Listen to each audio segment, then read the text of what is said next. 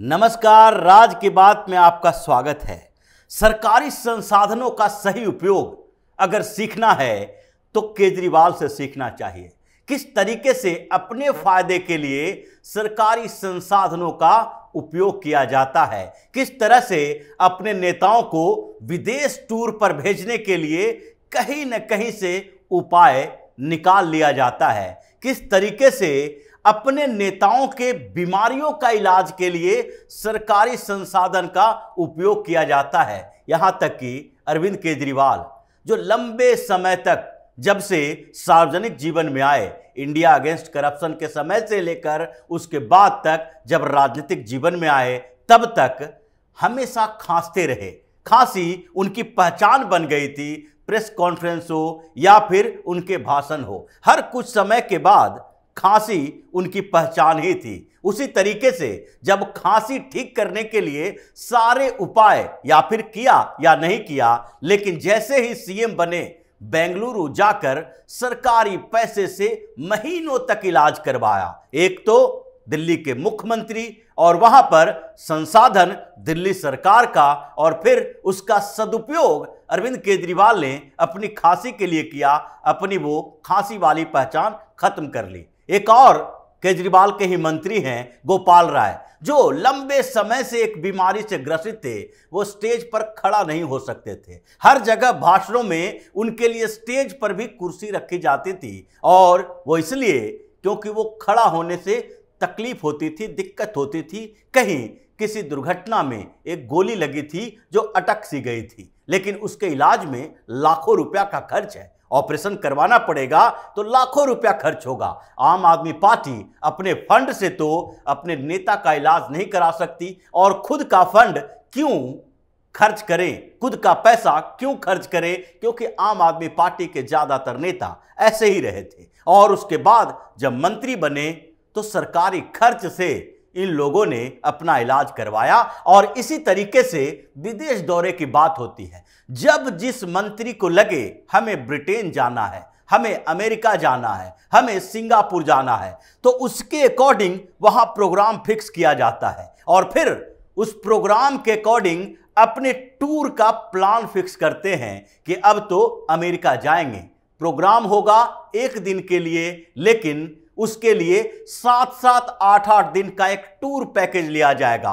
2 दिन पहले जाएंगे, 3 दिन बाद आएंगे, यानी कि 1 सप्ताह का टूर तो कम से कम होना चाहिए। सिंगापुर जाना है, वहां भी ऐसे ही होता है। और इसलिए विदेश मंत्रालय ने इनके इन कुकृत्यों को समझ लिया है कि ये सरकारी पैसे पर घूमने फिरने के लिए जो जाता है उसके सही रीजन को देखना पड़ेगा। और इसलिए जब गोपाल राय, अरविंद केजरीवाल के खासम खास चहेते मंत्री, जो केजरीवाल के क्रूसेडर कहा जाता था उस समय, जबकि ये इंडिया अगेंस्ट करप्शन के लिए था, और उसी समय से गोपाल राय, संजय सिंह जैसे नेता अरविंद केजरीवाल के इर्द गिर्द थे। और चूंकि ये अरविंद केजरीवाल के चापलूस नेता हैं, इसीलिए इंडिया अगेंस्ट करप्शन से लेकर आम आदमी पार्टी बनने तक कई लोग जो जुड़े और जिनके अंदर स्वाभिमान था थोड़ा सा, जो अरविंद केजरीवाल को टक्कर दे सकते थे, उसे तो अरविंद केजरीवाल ने बाहर का रास्ता दिखा दिया। चाहे कुमार विश्वास हो, चाहे आशीष खेतान हो, चाहे आशुतोष हो, चाहे प्रशांत भूषण हो, या फिर योगेंद्र यादव हो। ऐसे कई नाम हैं, सिर्फ यहां के नहीं बल्कि महाराष्ट्र लेकर गुजरात तक कई इकाइयों में जो लोग इंडिया अगेंस्ट करप्शन के साथ, अरविंद केजरीवाल के साथ जुड़े थे और राजनीति में आने के बाद कुछ मामलों में केजरीवाल का विरोध किया, उनको बाहर कर दिया गया। लेकिन ये जो कुछ पुराने लोग हैं ये काफी चहेते हैं, इसलिए गोपाल राय दिल्ली सरकार में वन और पर्यावरण मंत्री है। वन और पर्यावरण मंत्री कोई गंभीर और महत्वपूर्ण पद नहीं दिया गया है, मंत्री पद का फायदा उठाने की जिम्मेदारी दी गई है, क्योंकि वो अपने आप में बीमारियों से ग्रसित होता है। और इसलिए अरविंद केजरीवाल को ऐसा कुछ चाहिए कि जो वो मंत्री तो बने रहें, लेकिन जिम्मेदारी बहुत ज्यादा नहीं हो। लेकिन किसी भी स्थिति में बाहर घूमने का, अमेरिका जाने का, ब्रिटेन जाने का मन तो इनका भी करता है। जैसे पिछले दिनों आतिशी मरलेना एक प्रोग्राम में गई और ऑक्सफोर्ड यूनिवर्सिटी में लेक्चर देने के लिए जाएंगी, तो अगर आपको पर्सनली या एलुमनाई के तौर पर बुलाया गया है तो आप अपने खर्च पर जाओ। दिल्ली सरकार के मंत्री हो तो दिल्ली सरकार के खर्च पर आपको जाने की अनुमति सरकार क्यों दे, यानी कि केंद्र सरकार क्यों दे, विदेश मंत्रालय क्यों दे। इसी तरीके का एक टूर प्लान बना गोपाल राय के लिए। गोपाल राय को जाना था अमेरिका, न्यूयॉर्क में कोलंबिया इंडिया एनर्जी डायलॉग होना है और 18 सितंबर को इसका डेट है। और इसलिए 5 सितंबर को इन्होंने विदेश मंत्रालय को एक एप्लीकेशन दिया था कि हमें अमेरिका जाना है। ये जो एनर्जी समिट है, एनर्जी डायलॉग है, उसमें सारे थिंक टैंक आ रहे हैं और हमें भी अपनी बात रखनी है। और दिल्ली चूंकि एक मेट्रोपॉलिटन शहर है, यहां पर सरकार स्थानीय है, यानी कि हमारी सरकार है और हम एनर्जी कंजर्वेशन उसके तरीकों पर जानकारी चाहते हैं, इसलिए हमें न्यूयॉर्क जाने की अनुमति दी जाए। 18 तारीख को यह बैठक है, लेकिन 18 तारीख को डायलॉग है तो उससे पहले ही हमें जाना पड़ेगा, यानी हम 15 तारीख से 21 तारीख तक अमेरिका में रहेंगे। प्रोग्राम एक दिन का हो, लेकिन हमें 7 दिन का कम से कम चाहिए वहां पर जाने की अनुमति। इसके लिए एलजी ने भी अनुमति दे दी है, क्योंकि एलजी अब इन छोटे मोटे मामलों में कंट्रोवर्सी नहीं चाहते हैं, इसलिए इसकी चर्चा बाद में करेंगे कि एलजी ने क्यों अनुमति दी थी। लेकिन जब ये विदेश मंत्रालय के पास एप्लीकेशन इनका गया इनविटेशन के साथ, जो इनको अगस्त में इनविटेशन मिला था, इनविटेशन सिर्फ इन्हें नहीं मिला था बल्कि कई और स्टेट्स को भी मिला था। सारे स्टेट्स के जो उनकी फॉर्मेलिटी थी, क्योंकि कोलंबिया इंडिया एनर्जी समिट है, डायलॉग है, तो वहां पर भारत के अलग अलग राज्यों के मुख्यमंत्रियों के पास भी इनविटेशन गया था, लेकिन सारे लोग इसमें इंटरेस्टेड नहीं हैं, क्योंकि केंद्र सरकार अपना प्रतिनिधि भेज रही है। और इसलिए विदेश मंत्रालय के पास गया कौन, तो गोपाल राय का एप्लीकेशन। विदेश मंत्रालय ने सीधे तौर पर मना कर दिया कि आपको जाने की जरूरत नहीं है। विदेश मंत्रालय ऐसे ये टिप्पणी तो नहीं कर सकती, लेकिन ये टिप्पणी के पीछे का कारण यही था कि हम लोग जानते हैं कि एनर्जी के मामले में और जिस थिंक टैंक की बात की जा रही है, विचारधारा के मामले में, पढ़ाई लिखाई के मामले में, समझदारी के मामले में, ये दिल्ली के जो मंत्री हैं वो कितने समझदार हैं, जो वहां जाकर न्यूयॉर्क में कोलंबिया इंडिया एनर्जी डायलॉग में अपनी बात रख सकते हैं और उनकी बात से कुछ सीख ले सकते हैं। इसलिए विदेश मंत्रालय ने कहा कि भारत सरकार की तरफ से यहां पर एक रिप्रेजेंटेटिव जा रहे हैं और जो रिप्रेजेंटेटिव जा रहे हैं वो नीति आयोग के वाइस चेयरमैन हैं और उनको मंत्री का दर्जा मिला हुआ है, सुमन कुमार बेरी है। और इसलिए जब नीति आयोग के वाइस चेयरमैन भारत का प्रतिनिधित्व करने के लिए वहां जा रहे हैं, वहां के सारे लोगों के साथ साझा करेंगे अपने विचार और एनर्जी कंजर्वेशन के सारे रिपोर्ट के साथ जो भी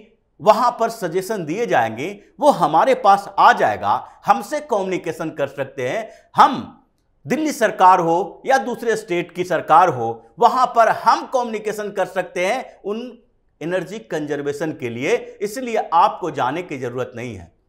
अब गोपाल राय को यह पता चला रिजेक्शन का तरीका और रिजेक्शन के टिप्पणियां जो ही, उसमें गोपाल राय परेशान हो गए। आम आदमी पार्टी की तरफ से क्या कहा जाने लगा कि एलजी ने तो परमिशन दे दिया है, लेकिन एलजी के परमिशन के बावजूद विदेश मंत्रालय क्यों परमिशन नहीं दे रहा है। लेकिन एलजी को यह थोड़ी जानकारी थी कि ये जो डायलॉग हो रहा है एनर्जी पर, उसमें भारत सरकार की तरफ से नीति आयोग के वाइस चेयरमैन जा रहे हैं।